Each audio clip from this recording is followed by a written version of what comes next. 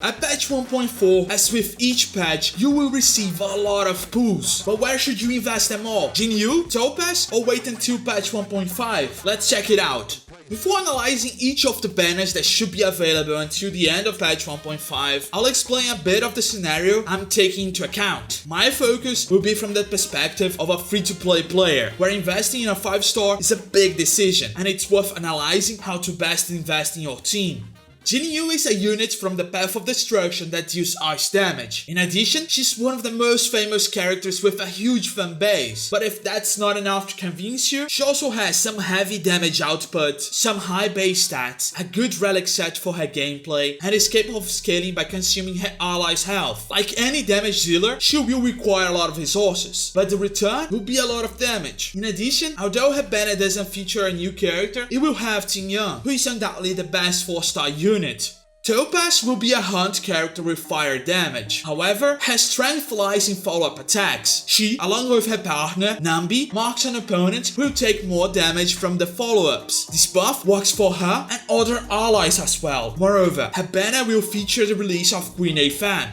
Huo Huo is one of the characters announced via Twitter, or X. She's an abundance unit with wind damage. Although we still don't know her kit, undoubtedly, a support character always have a high value. This is especially true since we usually have only one damage dealer and has 3 other slots to complement our team.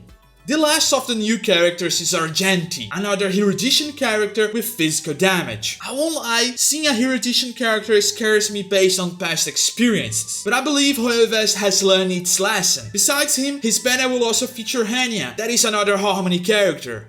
But it's not over yet. Throughout patch 1.4, we will also have Seele's banner. You probably already know her inside out. She's a hunt character with quantum damage, high skill point consumption, and with high speed and damage.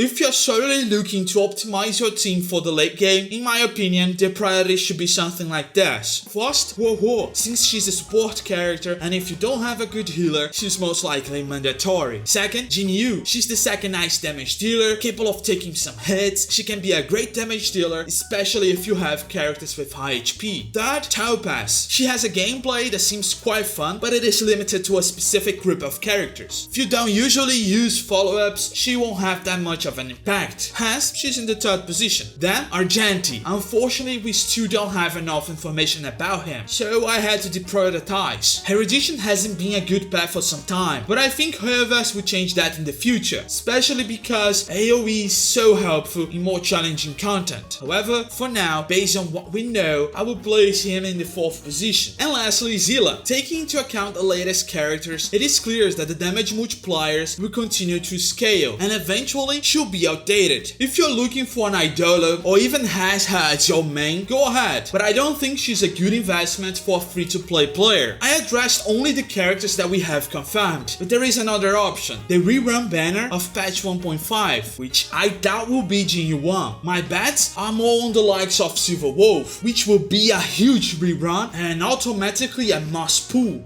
That's it guys, will you pull in patch 1.4 or wait? Leave it in the comments below and don't forget to subscribe to make sure you don't miss your next 50-50. Thank you and see you next time. It's that time again to get busy with it.